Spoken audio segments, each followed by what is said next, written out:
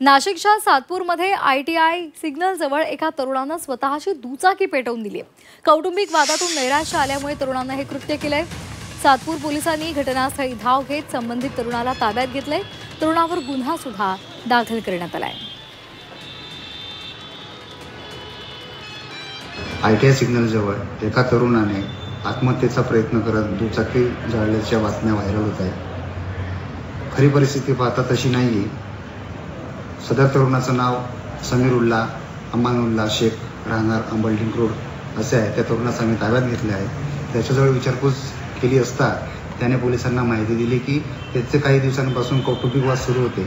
आज त्या वादातून ITI सिग्नल जवळ दुकानावर त्याच्या वडिलांसोबत त्याचे वाद झाले। त्याच्या वडिलांनी त्याला कानशिलात वाजवली।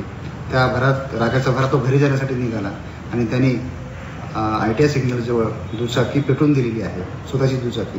तो काही आत्महत्येचा प्रयत्न वगैरे करत नव्हता।